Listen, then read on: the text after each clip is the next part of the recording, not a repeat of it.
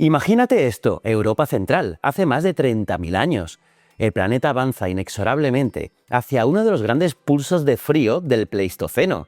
Afuera, el mundo se está convirtiendo en un infierno blanco, donde la noche es larga, la comida escasea y cada caloría vale más que una plegaria. Tu especie, el Homo sapiens, no domina el mundo, simplemente sobrevive. Eres lento, eres débil, no tienes garras y cada invierno es una sentencia de muerte. Y ahí, en ese mismo paisaje congelado, se mueve otro cazador social de élite, la máquina de matar, más coordinada de la nieve. Una manada de lobos. Si se cruzan vuestros caminos en la oscuridad, sabes perfectamente que tú y tu familia podríais ser su próxima presa. Son el peligro absoluto. Pero avanza en el tiempo hasta el día de hoy. Mira a tu alrededor. Ese mismo cazador, esa pesadilla de la edad de hielo, ha renunciado a su instinto salvaje para convertirse en tu mejor amigo, el monstruo que acechaba en la oscuridad. Es ahora el animal que duerme en tu sofá, te recibe al llegar a casa y lleva ropa de diseño. ¿Cómo es posible? Pues aquí viene el dato que te va a romper los esquemas. Tu perro no desciende directamente de los lobos grises que hoy ves en los documentales. Procede de antiguas poblaciones del Pleistoceno, emparentadas con las actuales. Sí, pero genéticamente distintas y hoy desaparecidas. En otras palabras, la mascota adorable que hoy ronca en tu cama es un fantasma genético. Conserva el eco vivo de un depredador extinguido. Pero, ¿cómo pasamos del frío absoluto del Paleolítico al amor obsesivo de la era digital? En ese larguísimo proceso de acercarse a nuestro fuego, este animal ejecutó un truco evolutivo magistral. Ocurrió algo asombroso. La mirada cruzada entre un perro y un humano empezó a activar un circuito químico de apego en nuestros cerebros. Oxitocina pura. No es magia, no es sentimentalismo barato, es neurobiología. Primero competía contigo enseñando los colmillos. Ahora desarma tus defensas con su mirada. Y lo que vas a ver hoy no es un vídeo de curiosidades sobre cachorritos, no. Es la crónica de un pacto de sangre de 30 milenios. El relato de cómo este animal alteró la economía global, construyó imperios militares, cruzó el océano para invadir continentes enteros con nosotros y nos obligó a descifrar los secretos de la edición genómica moderna para intentar darle la inmortalidad. Entonces, piénsalo fríamente. ¿Quién domesticó a quién? Esta es la verdadera historia del perro. Y créeme, después de ver este vídeo, jamás volverás a ver a tu mascota con los mismos ojos. Por cierto, se llama Lucy. Es bonita, ¿eh? Soy JJ Priego. Ella es Lucy. Acomódate, esto es Historias de la Historia. Y hoy vamos a desenterrar el código fuente de nuestra alianza más antigua y compleja con otro animal, con el perro. Así que por favor, no te pierdas ni un segundo. Y ya sabes que aquí siempre vemos que lo conocido es finito y lo desconocido infinito. ¿Quieres saber más? Acompáñanos.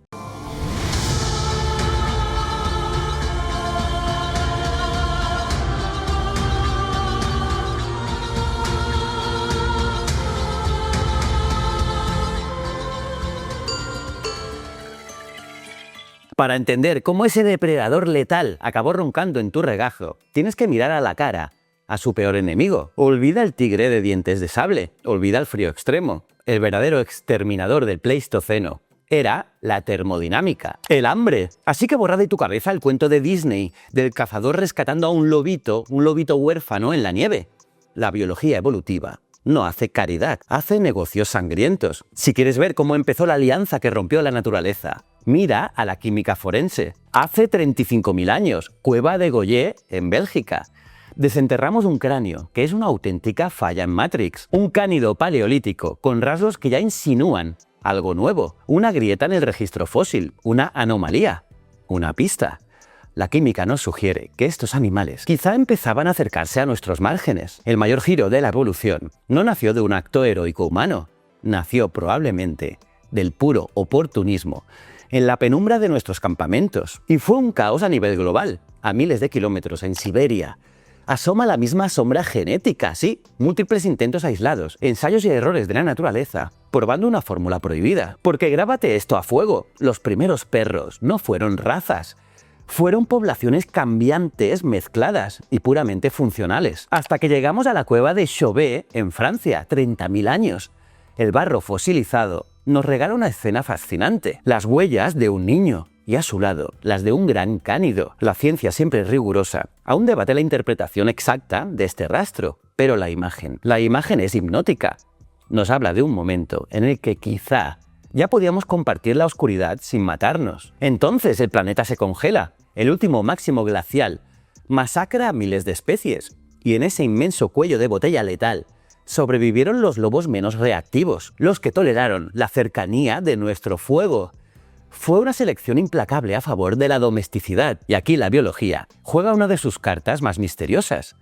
En muchos mamíferos, seleccionar a los individuos más dóciles suele desatar cambios físicos llamativos. En los perros esta asociación existe, aunque los mecanismos exactos sigan siendo un intenso debate científico. Orejas caídas, manchas en el pelaje, colas distintas. Así que el aspecto de cachorro eterno podría ser en parte el rastro biológico visible de su docilidad, y de este pragmatismo brutal nació la empatía. Viaja a Bonn Oberkassel, en Alemania. Hace 14.200 años, una tumba intacta esconde a uno de los perros más antiguos y ampliamente aceptados por la comunidad científica.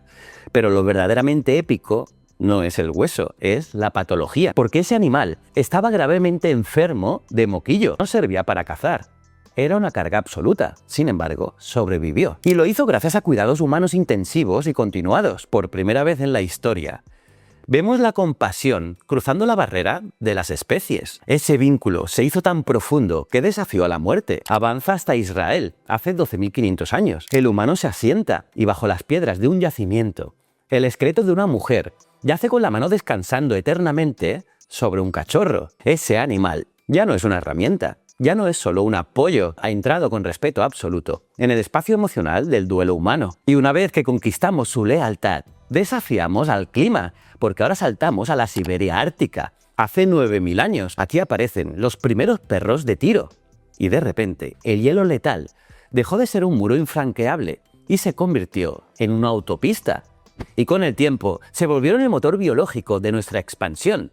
Acompañaron a los grupos humanos que poblaron las Américas, extendiéndose desde los desiertos de Utah hasta la espesura de la jungla del Amazonas. Pero toda conquista tiene una tragedia, porque los perros que dominaron la América antigua no reinaron para siempre, porque cuando los europeos llegaron en el siglo XV, desataron un apocalipsis genético. Borramos de un plumazo milenios de herencia de los perros precolombinos, dejando solo fragmentos fantasmales de su ADN. El verdadero monstruo de nuestra especie no fue el clima, fue nuestra propia ambición. Pero ahora frena un segundo, todo esto suena a un viaje triunfal, pero la realidad fue un caos evolutivo de intentos fallidos. Un caos que solo se ordenó por la fuerza cuando el nómada se detuvo. Cuando levantamos muros y sembramos la tierra, el lobo libre murió en la nieve. Y lo que nació en su lugar fue nuestra primera gran tecnología biológica de control social, el arquitecto de imperios. Y la prueba de este violento cambio de paradigma quedó grabada a fuego en la roca. Viaja a los desiertos de Suwaymis, en Arabia Saudí, hace 9.000 años, porque el arte rupestre nos escupe una imagen brutal. Los primeros perros con correa. Son líneas de piedra que conectan el cuello del animal directamente a la cintura del cazador. Así que se acabó la cacería en igualdad de condiciones. Era el inicio de un control humano absoluto sobre el instinto salvaje. ¿Y por qué en ese preciso instante? Bueno, porque habíamos dejado de correr. Avanza ahora 1000 años hasta Jericó, en Palestina. Allí levantamos los grandes símbolos de las primeras comunidades fortificadas del Neolítico. Y en sus estratos de piedra aparece nuestro viejo aliado. Ya no es solo un compañero nómada, ahora es el guardián de los umbrales, el centinela de nuestro perímetro, nuestro vigilante. Y es en esta transición al sedentarismo donde una hipótesis fascinante cobra fuerza: la tecnología del ladrillo. Porque mientras los lobos salvajes prefieren el silencio o el aullido, el perro es extremadamente vocal. Pues bien, se sospecha que el ladrido se afianzó como nuestra primera alarma inteligente, un sistema de alerta temprana para proteger los muros, detectando el peligro mucho antes de que nuestros frágiles ojos pudieran verlo en la oscuridad. Pero vivir encerrados detrás de un muro siempre tiene un precio biológico. Cruza ahora el mundo hasta China, hace 7.000 años. En la cultura Gemudú, desenterramos un basurero prehistórico que hace saltar todas las alarmas de la arqueoquímica, porque los isótopos revelan que los huesos de esos perros están saturados de arroz y mijo. Piénsalo un segundo, un carnívoro letal de la edad de hielo, atiborrado de cereales. La expansión agrícola fue una revolución global que dejó una marca indeleble en su metabolismo, equipando al perro moderno para sobrevivir a base de las sobras ricas en almidón de nuestros graneros. Y una vez que aseguramos su estómago, la supervivencia dejó de ser nuestra única prioridad. A partir de aquí, el perro deja de ser simplemente una especie y se convierte en un espejo, porque cada civilización lo rehace a su propia imagen. Empezamos a jugar a ser dioses con su anatomía. Y es que, ojo, hace 6.000 años y 6.000, a orillas del Nilo, el animal asciende a la divinidad estética. Las paletas de piedra del Egipto predinástico nos revelan una silueta totalmente nueva. El Tesem y la ciencia moderna ya no lo define como un simple ancestro directo y lineal, sino como un fascinante precursor iconográfico de los actuales perros tipo Lebrel. Lo que vemos grabado en la piedra es el inicio de la manipulación funcional extrema. Cuerpos aerodinámicos, esculpidos directamente por la intención humana. Diseños biológicos perfectos, creados exclusivamente para la persecución visual a velocidades de vértigo en la inmensidad del desierto. Pero no solo nos daban caza, también nos daban esperanza. En Mesopotamia, hace 5.000 años, los sumerios lo vincularon al culto de la diosa Gula. Habían observado en el perro un poder terapéutico tan vital que su cercanía rozó la medicina sagrada. Semejante tecnología viva era ya demasiado valiosa para no blindarla. Hace 3.500 años, las tablillas cuneiformes del Imperio hitita dictan el primer estatus jurídico del animal. Y es que robar un perro de caza se pagaba con castigos extremos. El fantasma de las cavernas había desaparecido. Ahora, era una propiedad inviolable protegida por el Estado. Y de la fría ley del Estado descendemos a las sombras del inframundo, porque cruzaremos el océano hasta México, hace 3.200 años. La arcilla nos revela perros completamente calvos. Sí, calvos, los ancestros directos del Xoloitzcuintle. Y aquí la ciencia molecular es fría, porque esa apariencia no es magia. Es una simple displasia, nacida de una mutación en el gen FOXY3. Pero la fe humana tomó esa falla genética bajo el microscopio y la transformó en un diseño divino, venerándolo durante siglos como el guía definitivo de las almas hacia el Mictlán. Sin embargo, quitémonos la venda de los ojos, porque donde hubo civilización, siempre hubo sangre. En la Grecia micénica de hace 3.000 años, los frescos del Palacio de Tirinto nos asoman a un mundo de violencia extrema. Olvida al mejor amigo del hombre. Aquellos criadores buscaban bestias de una tenacidad kamikaze, perros diseñados en la brutalidad para incrustar sus colmillos en un jabalí salvaje y no soltarlo jamás, incluso mientras sus propios cuerpos eran destrozados. Y esa violencia se hizo colosal en Asiria.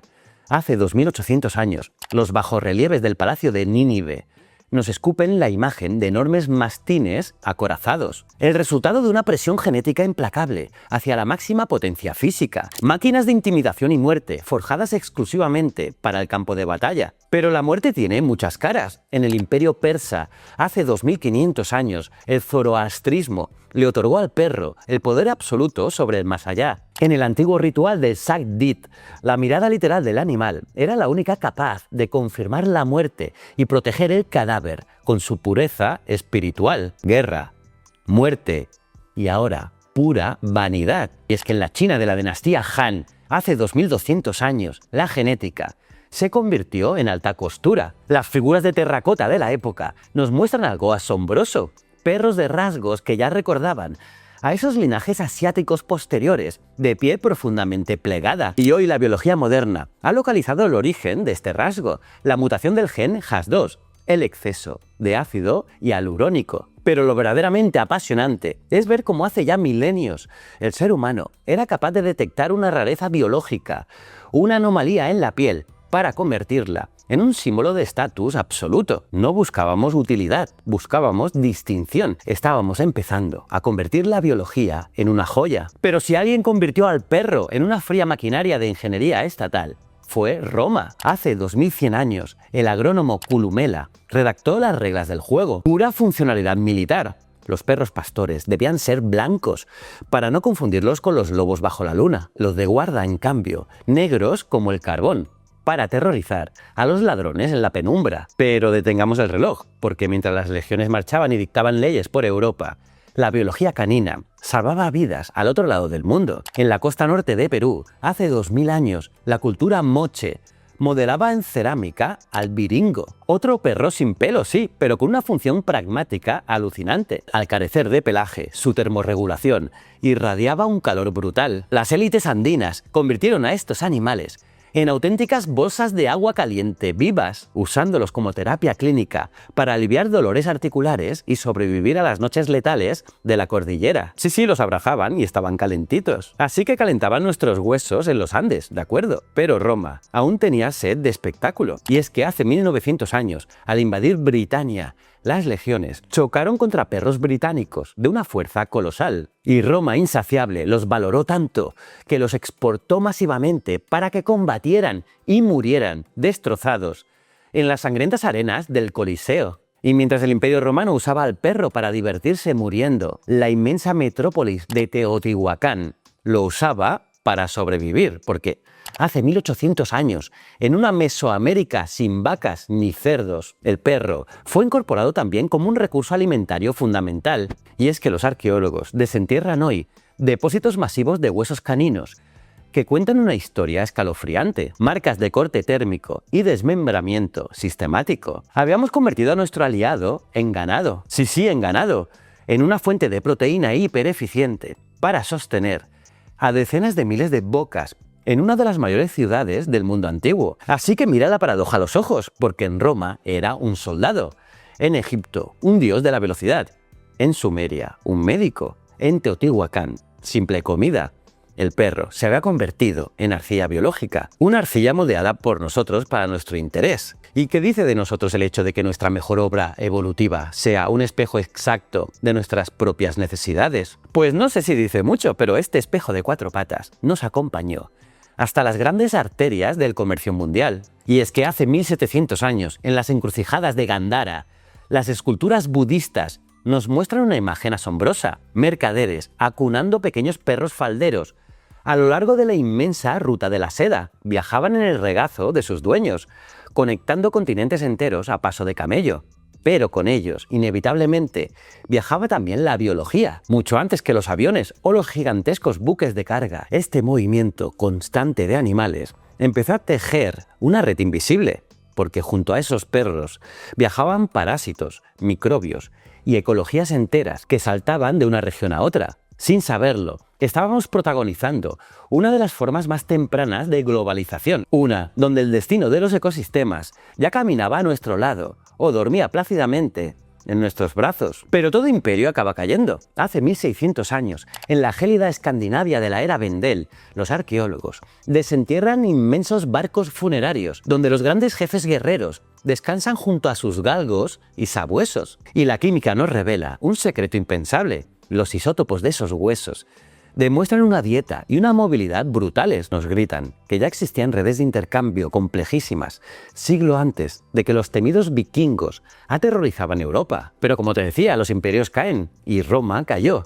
Y el Mediterráneo, el mundo antiguo, se estaba apagando y la supervivencia se traslada al campo. Viajemos a la Bizancio rural. Allí el perro pastor no era una simple mascota, era infraestructura viva. Y es que siglos después de Justiniano, el estricto derecho agrario del imperio, conocido como el Nomos Georgicos, dejó una advertencia legal implacable: matar a uno de estos guardianes no era un simple daño material, se castigaba con indemnizaciones altísimas e incluso azotes. ¿Pero por qué tanta severidad por un simple animal? Bueno, porque en una economía rural extremadamente frágil, donde el rebaño significa comida, ropa y vida, el perro no solo defendía a las ovejas de los depredadores, no. Cuando caía el perro que vigilaba el rebaño en la oscuridad, no solo se perdía ganado, quedaba expuesta la subsistencia de toda una comunidad.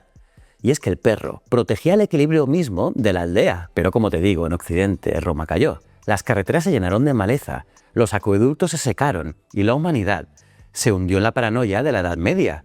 Y en este nuevo mundo, un mundo fracturado, sobrevivir no dependía de grandes ejércitos, dependía de la fe ciega de nuestro viejo aliado, que ahora vigilaba en las sombras de los monasterios. Y para sobrevivir a los siglos de plaga, el perro iba a transmutar radicalmente, porque dejaría de ser una simple herramienta agrícola para convertirse en un símbolo de estatus, en un arma de terror y, sorprendentemente, también en un santo. Pero bueno, mientras Europa se aferraba a la supervivencia y se ahogaba en la miseria, el este de Asia refinaba la biología de lujo. Estamos en el siglo VII en Japón, en la era Asuka. La historia registra la llegada de obsequios vivos y obsequios desde la corte china, y con ellos comienza una selección implacable hacia la miniaturización extrema, porque el perro empieza a ser moldeado exclusivamente para el manejo íntimo y el lujo de palacio. Y es que se buscaba un animal tan pequeño que en el imaginario cortesano se decía que estaba diseñado casi para poder viajar, escondidos dentro de la amplia manga de un kimono de seda, sí, dentro de un kimono. Sí, cabían dentro de un kimono.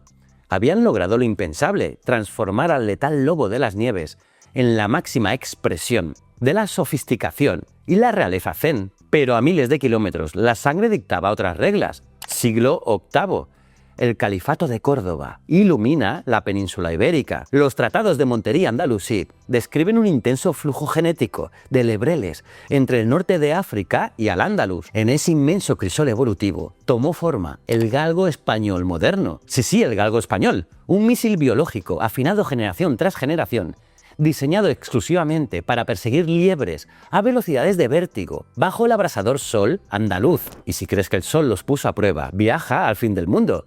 Siglo IX, Groenlandia. Y es que los asentamientos vikingos esconden bajo el hielo huesos de perros colosales. Pero ¿cómo sobrevive un gigante así en un yermo helado sin apenas herbívoros? Pues adaptándose a trabajos extremos, al frío letal y a dietas marítimas. Una demostración aplastante de que ninguna otra especie en la historia natural tenía la asombrosa plasticidad ecológica del perro. Una plasticidad que también se volvió oscura, muy oscura, en el siglo X, porque nos vamos a las tierras altas de Escocia.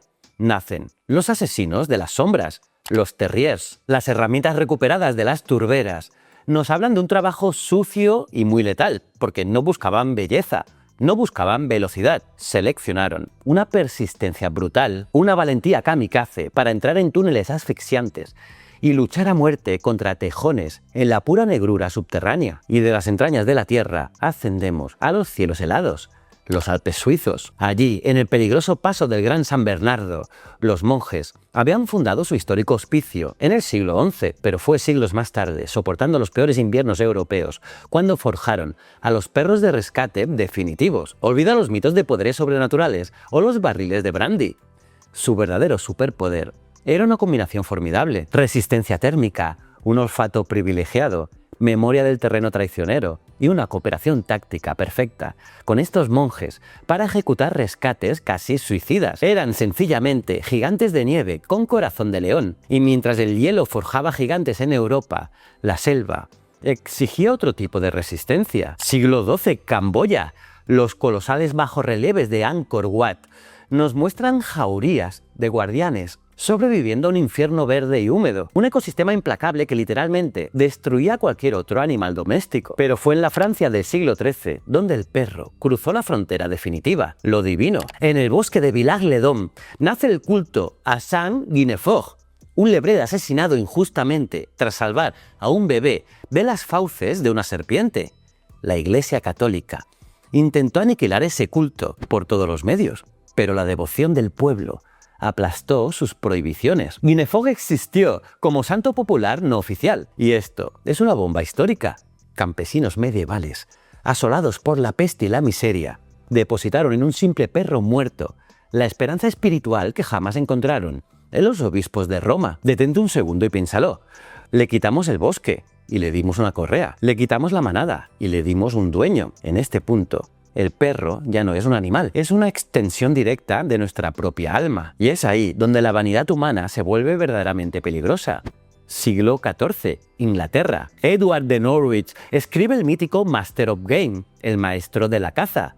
Y aparecen los primeros collares de cuero blindados con incrustaciones de heráldica. Y así la etología de la caza se convierte en una ciencia estricta. Pero el trasfondo social es implacable. La posesión de estos perros quedó atada por ley al rango y al privilegio. La pureza de la sangre canina se convirtió en el espejo exacto de la estratificación de las clases humanas. Poseer el perro equivocado no era un error estético, era desafiar directamente el orden establecido del reino. Piénsalo fríamente, un animal que nació para desgarrar carne en la nieve del Paleolítico es ahora venerado como santo en Francia, blindado con joyas heráldicas en Inglaterra y escondido en la manga de seda de un emperador en Japón. Hackeamos el código fuente del lobo pieza por pieza para adaptarlo a nuestras propias neurosis culturales. Pero, ¿hasta dónde seríamos capaces de llegar en este delirio de control biológico? Pues la respuesta nos estaba esperando al otro lado del Atlántico. Siglo XV, en el corazón palpitante del Imperio Azteca, los arqueólogos excavan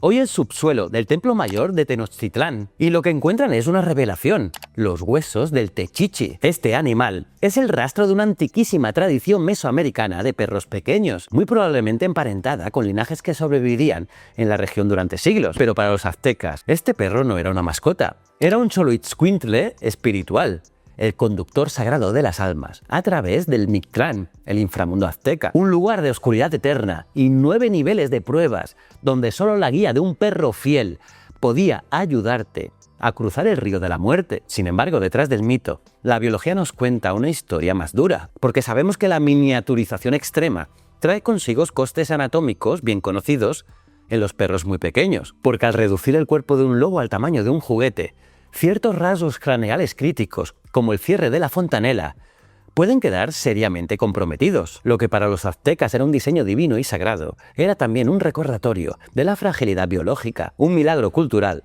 construido sobre una vulnerabilidad anatómica absoluta. Pero con la llegada del siglo XVI al Caribe, el perro volvió a su forma original de Pesadilla, isla de la Española. Los conquistadores españoles desembarcan con mastines y alanos. Y esto no es un mito de leyenda negra. La arqueología colonial ha recuperado las armaduras de cuero con púas, diseñadas exclusivamente para ellos. Perros de presa criados durante siglos para destripar jabalíes en Europa, convertidos ahora en letales armas de choque y terror colonial. Funcionaron como un instrumento de intimidación brutal contra poblaciones indígenas desnudas. El mismo animal que guiaba almas sagradas en México, ahora era la punta de lanza sangrienta de la conquista. Y aquí viene la gran hipocresía humana, porque mientras el nuevo mundo se ahogaba en sangre bajo los colmillos de la guerra, el viejo mundo se ahogaba en lujos.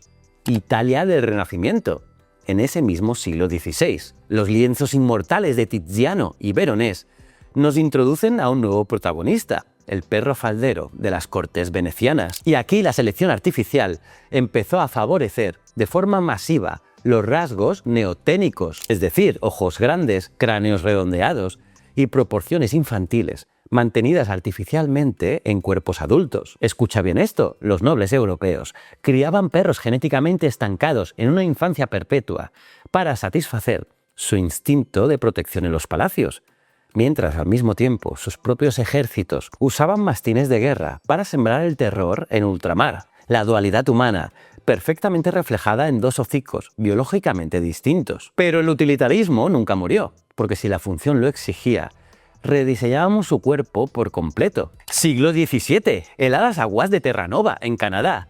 Los pescadores de bacalao consolidan una selección funcional extraordinaria para el trabajo acuático extremo, y es que dotaron a estos titanes negros de una gran capacidad natatoria y un pelaje de doble capa hidrófugo que funcionaba literalmente como un traje de neopreno viviente, y lo hacían en las aguas letales del Atlántico Norte. Y al mismo tiempo en Rusia forzábamos las leyes de la física para satisfacer la estética de la caza real. Y es que los zares construían palacios inmensos dedicados a una sola raza, el borzoi. La biomecánica moderna ha estudiado a esta criatura y ha descubierto el secreto de su velocidad letal. Lo llaman el galope de doble suspensión. Es una marcha asimétrica donde 2 veces por zancada ninguna de las 4 patas del perro toca el suelo. Por fracciones de segundo, el borzoi simplemente vuela. Pero jugar a ser Dios tiene un límite, y cuando el humano interfiere de forma absoluta en el equilibrio natural, la biología colapsa. Siglo XVIII, en la aislada Polinesia, desenterramos los tristes coprolitos, las heces fosilizadas del perro poi de Hawái. Este caso ilustra de forma dramática hasta qué punto una población canina puede verse arrastrada por una dieta insular radicalmente distinta, por el aislamiento genético y por un manejo cultural humano extremo. Porque atrapado en este ecosistema, sin grandes presas, el perro poi fue sometido a una dieta forzada, basada en el taro vegetariano, y con ello su población fue derivando morfológicamente y funcionalmente bajo estas presiones, convirtiéndose en un animal muy distinto a sus ancestros cazadores, hasta que finalmente se extinguió, devorado por la misma población que controló, hasta el último aliento, su destino genético. Sin embargo, la naturaleza siempre se guarda una última carta en la manga, y el contraste definitivo a toda esta manipulación ocurrió en ese mismo siglo. Porque mientras nosotros manipulábamos la vida en laboratorios y palacios, el siglo XVIII también nos dio el mayor ejemplo de libertad biológica. Y es que los europeos desembarcan en Australia y hacen su primer contacto con el dingo. La arqueología nos lleva a los oscuros estratos de la cueva Madura y allí descubrimos la verdad científica. El dingo no es nativo de Australia. Llegó en las canoas de humanos asiáticos milenios atrás. Pero aquí ocurre el mayor milagro de la evolución paralela. El dingo, que alguna vez fue un perro doméstico que durmió a los pies de un amo junto al fuego, miró a los humanos y luego miró al inmenso y hostil desierto rojo y eligió el desierto. Recuperó una vida feral y volvió a convertirse en un gran depredador, alterando para siempre el ecosistema marsupial australiano. De todos los perros de la historia, el dingo es uno de los ejemplos más extraordinarios de un animal que rompió el pacto para recuperar su trono salvaje. Flipa, ¿eh? Y eso, mira todo el camino que hemos recorrido. La historia del perro no es solo biología. Es la historia de cómo una alianza puramente útil en la nieve terminó convirtiéndose en una relación emocional, simbólica, económica y finalmente biotecnológica. Desde los hielos de Groenlandia hasta las selvas de Camboya, nuestro viejo aliado había sobrevivido a la caída de imperios, a la Inquisición y a las conquistas. Se había adaptado al capricho de los reyes y al terror de los soldados. El escenario estaba listo para la prueba final, la revolución industrial y el nacimiento de la ciencia moderna. Y es que a finales del siglo XVIII, una nueva religión estaba naciendo en Europa, una que no adoraba a Dios ni a la sangre real, adoraba a la máquina, a la industria, a la eugenesia. El ser humano estaba a punto de descubrir los engranajes exactos de la herencia genética, y cuando la era victoriana abrió por fin la caja de Pandora de la cría moderna, el perro dejó de ser nuestro socio, pasó a convertirse en nuestro experimento científico más grande, más hermoso y más trágico. Aunque antes de llegar a los salones de belleza, en las fronteras más salvajes del planeta, la supervivencia aún dictaba las reglas. Viajemos al sur de África a lo largo del siglo XIX.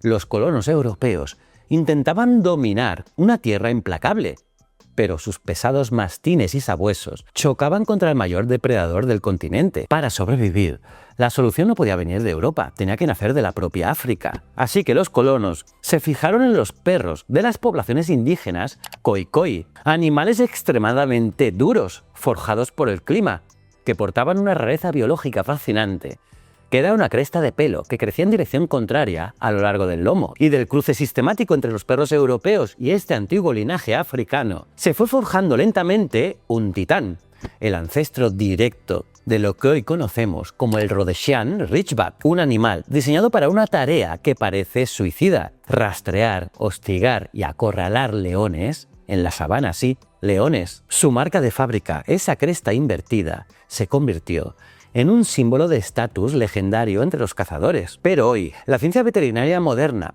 nos revela el macabro peaje de ese diseño. Esa mutación genética de la cresta está íntimamente vinculada al seno dermoide, un defecto congénito del desarrollo ligado al tubo neural, clínicamente serio y potencialmente letal para el animal. La valentía absoluta frente al mayor depredador de África venía con una espada de Damocles genética, colgando literalmente sobre su cuello. Pero de vuelta en el corazón mismo del Imperio Británico, la moralidad estaba a punto de dar un volantazo histórico. Año 1835. Se aprueba la Cruelty to Animals Act, la ley contra la crueldad animal, aniquilando de golpe las sangrientas peleas de perros. Aunque la arqueología urbana aún desentierra los macabros fosos ocultos en los sótanos del Londres victoriano, esta ley desencadenó una metamorfosis biológica sin precedentes. Los criadores de razas como el Bull Terrier se vieron forzados a alterar drásticamente su código fuente para sobrevivir al nuevo siglo. Y es que la ciencia documenta aquí un giro radical.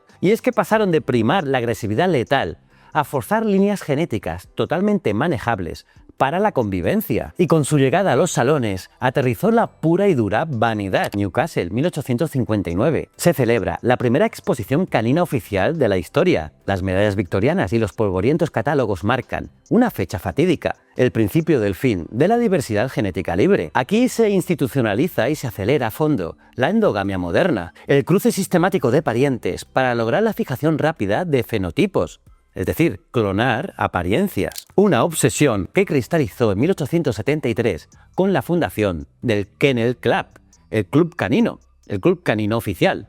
Y al crear los libros de orígenes genealógicos, el peligroso concepto aristocrático de la pureza de sangre fue injertado a la fuerza en la biología. Y el error fue fatal, porque al prohibir el cruce exterior para aislar el pedigrí, condenamos a las razas a una piscina genética estancada, y así las enfermedades hereditarias pasaron de ser anomalías a ser la norma. Pero la ciencia de finales del siglo XIX no solo los aisló en catálogos de belleza, no, los usó para esquivar a la muerte. Francia, 1885. Imagina a Louis Pasteur en la penumbra de su laboratorio. Afuera, la rabia no es una estadística. Es una sentencia de muerte aterradora que paraliza a las ciudades. Pasteur está desesperado. Y aquí estalla una inmensa paradoja. El perro, históricamente el vector de una de las zoonosis más letales de la humanidad, acaba de proporcionar el mapa exacto para su cura, a través de su propia médula. El éxito de esa vacuna no solo fue un triunfo microbiológico, porque aniquiló un terror que nos perseguía desde las cavernas. Pero bueno, seguimos con esta ambición humana, esa misma ambición que aplicó la fría ingeniería industrial a la carne. Y es que en Alemania, en 1890, el capitán Max von Stephanitz diseña el perro de trabajo definitivo, el pastor alemán. Los registros de su perro fundacional demuestran un cálculo milimétrico, porque no buscaba un adorno, quería fijar una máquina biológica de patrullaje que sea versátil, inteligente y con una resistencia casi inhumana. Y esas máquinas biológicas estaban a punto de desafiar los límites del planeta. Año 1900, las épicas expediciones de Scott y Amundsen en la Antártida. Porque quítate esta idea de la cabeza, no fueron las máquinas las que conquistaron el Polo Sur, fueron los perros. La fisiología veterinaria revela que su motor era una termogénesis y un metabolismo de grasas literalmente incomparables en todo el reino animal, a 40 grados bajo cero. Espectacular. Y mientras ellos conquistaban el hielo, nosotros invadíamos su mente. Rusia, 1904. Iván Pavlov conecta aparatos de recolección al hocico de sus perros y midiendo simple saliva al sonar una campana, descubre el reflejo condicionado. Piénsalo bien. La base de todo el estudio del comportamiento, de cómo reaccionamos a los estímulos y de buena parte de toda la publicidad y el control que consumes hoy en día, nació midiendo la baba de un animal. Sí, pero el progreso siempre pasa una factura manchada de sangre. Año 1914. Primera Guerra Mundial. Y es que los ejércitos hunden a miles de perros mensajeros en el barro tóxico del frente. Los museos aún exhiben hoy esas macabras máscaras de gas diseñadas a medida para sus hocicos. Pero el horror real no fue solo el gas mostaza, fue el impacto en su mente. La guerra dejó constancia de alteraciones conductuales graves en estos animales, un colapso que hoy, con los ojos de la ciencia moderna, interpretaríamos claramente en clave de trauma. Su cerebro, moldeado durante milenios para buscar nuestra calma, se quebró por completo bajo la histeria colectiva y el fuego ensordecedor de la artillería pesada. Sin embargo, de las cenizas de ese horror, nació un milagro cooperativo. En los años 20, con miles de veteranos volviendo ciegos de las trincheras, nacen los primeros programas sistemáticos de adiestramiento de perros guía. Y aquí la neurobiología logró un avance brutal, porque se les enseñó la desobediencia inteligente, es decir, el animal aprendía a ignorar conscientemente tu orden si ésta ponía en peligro tu vida. Por primera vez en la historia, no era el humano quien guiaba, el perro tomaba el mando absoluto para evitar que murieras. Y esa lealtad inquebrantable terminó bajo el microscopio. Japón, 1923. La historia de Hachiko. 10 años esperando a su dueño muerto en una estación de tren. Un monumento universal al amor, sin duda. Pero la etología moderna lo observa bajo una lupa distinta, porque nos habla de un vínculo de apego extraordinariamente persistente. Una conexión tan profunda que el circuito de recompensa del cerebro canino quedó anclado de forma indisoluble a un único ser humano y de la lealtad absoluta al instinto de supervivencia. Alaska, 1925. La mítica carrera del suero a Nome, Balto y Togo.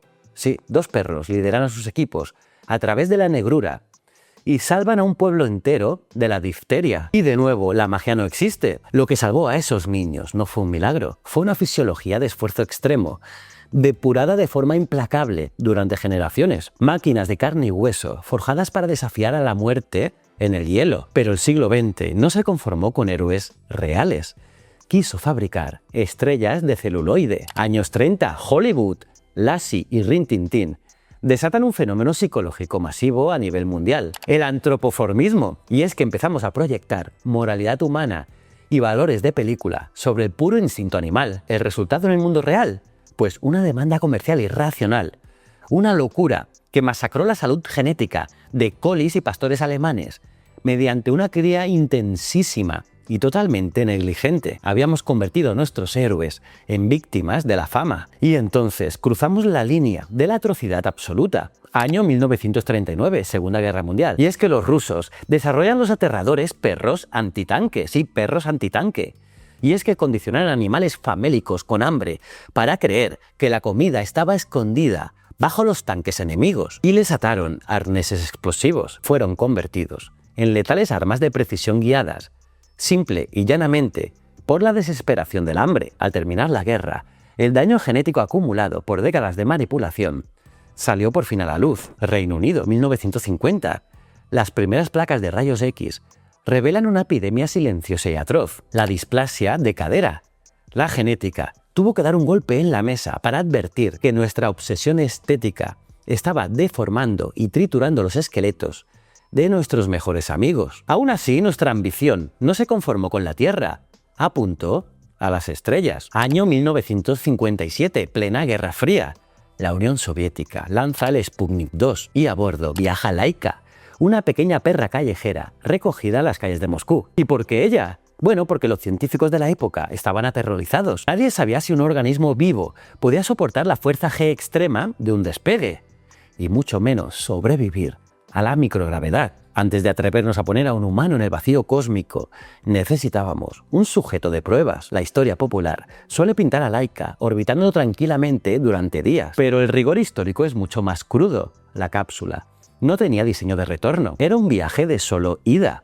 Pero es que además, un fallo técnico en el sistema de refrigeración convirtió el interior de la nave en un horno. Laika no vivió días, murió apenas unas pocas horas después del despegue, víctima del pánico y del calor extremo. Sin embargo, en esas escasas horas de vida en órbita, los sensores biométricos pegados a su cuerpo enviaron a la Tierra la información más valiosa del siglo. Su pequeño corazón latiendo acelerado en el espacio demostró, sin lugar a dudas, que un ser vivo podía sobrevivir a la brutalidad de un despegue espacial. Sin el terror y el sacrificio de esa pequeña perra callejera, Yuri Gagarin jamás habría volado.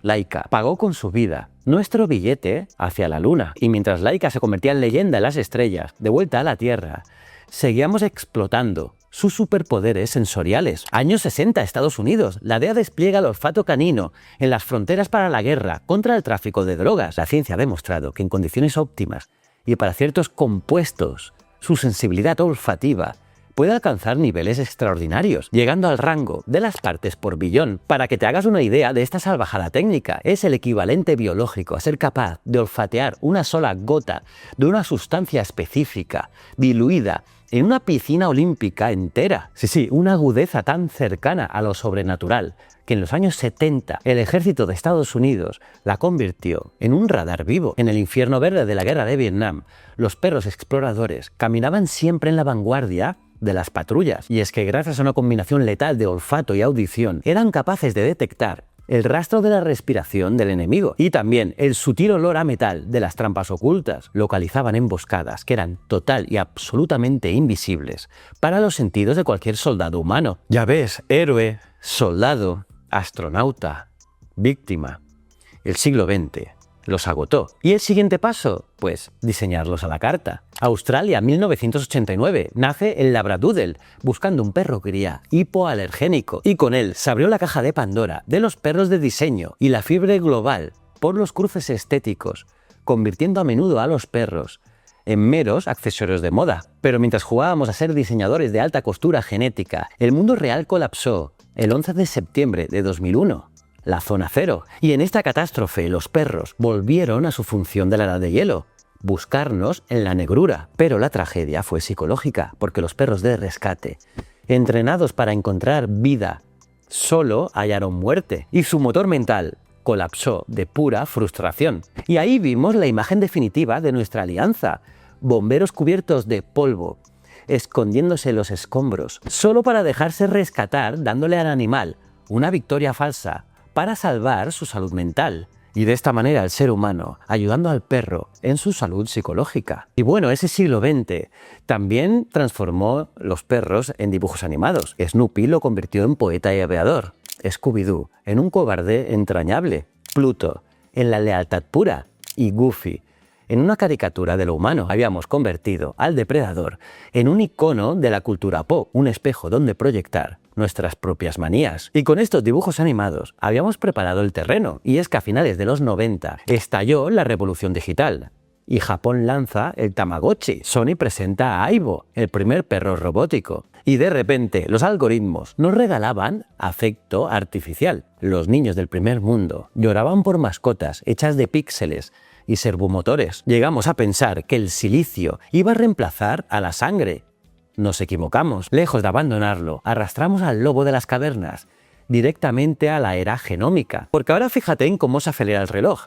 Año 2003, el proyecto Genoma Canino logró lo impensable. Y es que leemos los 2.400 millones de pares de bases del ADN de una boxer. Por fin decodificamos el manual de instrucciones exacto del lobo. Y una vez que tienes el código, empiezas a jugar con él. Porque poco después, Corea del Sur anuncia el primer perro clonado de la historia. Estábamos copiando y pegando células vivas. Y es que descubrimos el gen exacto que nos permitió estirar un gran danés o comprimir un chihuahua. Y para el año 2015, la locura toca techo. Porque China usa tijeras moleculares para crear superperros genéticamente musculados. Habíamos convertido al animal en plastilina biológica. Pero frena un segundo, porque el mayor descubrimiento de este siglo no fue genético, fue emocional. Año 2017, la ciencia demuestra el llamado vínculo de la mirada. Porque cuando tu perro y tú os miráis a los ojos, estalla una auténtica bomba de oxitocina interespecies. Nuestro cerebro se miente mutuamente, diciéndonos que compartimos la misma sangre. Literalmente, analiza nuestra gramática emocional y esa conexión salvó vidas, porque entraron a los hospitales para calmar a niños con autismo. Y en 2020, cuando el mundo entero se paralizó, ellos estaban en los aeropuertos, oliendo el virus del COVID en el aire. Incluso hoy, estudiamos su biología celular, buscando el secreto para retrasar el envejecimiento, intentando a través de ellos engañar a la muerte. Lo que está claro es que jugar a ser Dios tiene un límite, y finalmente la moralidad terminó chocando de frente con la ciencia, porque hoy los tribunales y varios países europeos están dando un golpe histórico en la mesa, porque han empezado a acercar legalmente la cría de conformaciones extremas, poniendo bajo la lupa el diseño de razas como el pug. Y por fin, se está marcando un límite ético innegociable. La ley nos dice que no podemos seguir justificando el sufrimiento respiratorio de un animal por pura y dura diversión estética. Y la multimillonaria industria de la clonación también se acaba de dar un baño de realidad, porque hoy, si tienes el dinero, puedes pagar una fortuna por un clon genéticamente idéntico de tu mascota muerta. Pero la biología siempre se venga, porque la epigenética nos ha demostrado que el entorno y el afecto moldean el ADN vivo. El ser humano ha tenido que aprender a golpes, la lección más dura de todas, porque sí, puedes clonar la carne, pero es imposible clonar los recuerdos. Y es que al final del día, la naturaleza siempre es más fuerte que nuestros caprichos. Míralo en Chernóbil, allí, entre las ruinas de la zona de exclusión, las jaurías asilvestradas nos han dado una auténtica bofetada de realidad. La genética moderna ha mapeado a estos animales y ha descubierto algo fascinante. Y es que las manadas se han organizado y diferenciado genéticamente según la zona en la que viven, desde la ciudad fantasma de Pripyat hasta la base del mismísimo reactor. Y ojo a esto, porque la ciencia es estricta. Esto no significa que hayan desarrollado una adaptación milagrosa a la radiación. Olvida la ciencia ficción. Sí, de los superpoderes mutantes, no. El verdadero milagro es su tenacidad demográfica bruta, es su capacidad implacable para organizarse, buscar alimento y criar a sus cachorros en el abandono absoluto. Han prosperado totalmente solos, en el epicentro del peor desastre industrial de nuestra historia. Justo donde la humanidad huyó aterrorizada, el perro se quedó. Y esa asombrosa negativa a desaparecer es la que nos lanza de lleno al 2026, al día de hoy, al momento exacto en el que este inmenso círculo biológico se ha cerrado por completo. Aquel depredador letal que nos acechaba en el hielo del Pleistoceno asume hoy una misión planetaria: proteger la biodiversidad que nosotros mismos hemos destrozado, porque hoy corren armados con GPS, biometría y collares inteligentes. Lideran la conservación ambiental en los rincones más salvajes del mapa. Y lo hacen con un instinto y una precisión que ninguna de nuestras máquinas ha logrado igualar, aunque nuestra obsesión por dominarlos nos ha llevado a intentarlo, creando una nueva especie: el perro de silicio y metal. La empresa de robótica Boston Dynamics ha cruzado el umbral de la ciencia ficción al desarrollar a Spot, un cuadrúpedo mecánico calcado al aterrador perro robot que daba caza a los humanos en el famoso episodio Metalhead de la serie Black Mirror. Pero lejos de la distopia televisiva, la realidad de esta máquina es fascinante. Hoy estos perros robot ya están patrullando los gigantescos centros de datos que sostienen nuestra inteligencia artificial. Son el vigilante definitivo. No tienen nómina, no se cansan y trabajan las 24 horas del día por unos 260.000 euros la unidad, equipados con IA avanzada como Gemini Robotics ER 1.6 de Google. Estos cuadrúpedos mecánicos se han vuelto capaces de razonar físicamente a su entorno de manera totalmente autónoma. Y lo mismo asombran al mundo bailando una coreografía en un programa de talentos en televisión, que patrullan como vigilantes. Sí, en su día a día industrial puede leer medidores analógicos, detectar fugas de agua o anomalías térmicas y alertar sobre puertas abiertas o intrusos. Hemos copiado pieza por pieza su milenaria silueta evolutiva para crear vigilantes incansables que protejan nuestra infraestructura digital más valiosa. Pero a pesar de esta maravilla robótica, hagamos un ejercicio de humildad, sí, de humildad brutal, con el perro de carne y hueso, porque si un observador extraterrestre llegara hoy a la Tierra, vería a una especie que les construye refugios con calefacción, que les compra alimento premium y que con paciencia religiosa recoge sus excrementos de la calle. Para ese alienígena, la respuesta sería obvia: la especie suprema son ellos. Y nosotros solo somos su personal de servicio. Creíamos que estábamos manipulando su código para crear mascotas, pero tal vez el Canis lupus familiaris ha sido el estratega biológico más brillante de la historia evolutiva. Ha colonizado los 5 continentes, utilizando nuestro cerebro, nuestro dinero y nuestra ingeniería como su vehículo de supervivencia definitivo. Míralo bien. La próxima vez que tu perro te devuelva la mirada, desde el otro lado de la habitación, piensa que detrás de esos ojos adorables late la inmensa herencia salvaje de las cavernas. No es tu propiedad. Es el guardián de tu humanidad, porque tras 30 milenios de imperios colapsados y revoluciones tecnológicas, la pregunta sigue ahí, flotando en el aire. ¿Quiénes son realmente los amos? ¿El perro o el humano? Quiero que este debate arda más allá de la biología y bajemos a la tierra. ¿Quién de vosotros convive con un amo de 4 patas en casa? ¿Cómo se llama vuestro perro? Confesad si su nombre es más digno de la realeza que el vuestro. Y de toda esta odisea, ¿qué perro histórico se lleva vuestro respeto absoluto? ¿La lealtad obsesiva de Hachiko, la puntería letal del galgo o la astucia del dingo que rompió el pacto para volver al desierto? Os leo a todos en los comentarios. Y si vuestro cerebro ha sobrevivido a este viaje de 30.000 años, suscribíos al canal para no perderos la próxima inmersión. Y si os ha volado la cabeza, destrozad el botón de like. Sí, muchos likes. Y si aún tenéis hambres de historia, de más historia, id a ver el vídeo de la historia del tomate o la historia del dentista, uno de los dos, os va a encantar. Y también tengo la lista de reproducción con todos los vídeos sobre la historia del tenedor, de la falda, del vidrio, de la cama, de la patata, os va a encantar. Y para vuestra dosis de ciencia y épica diaria, os espero en Instagram, JJPriegoTV, porque allí cuelgo contenidos cada día, os va a gustar. Soy JJ Priego, esto es Historias de la Historia, y recordad, el conocimiento es un requisito esencial para la supervivencia. Nos vemos en el próximo vídeo. Muchísimas gracias.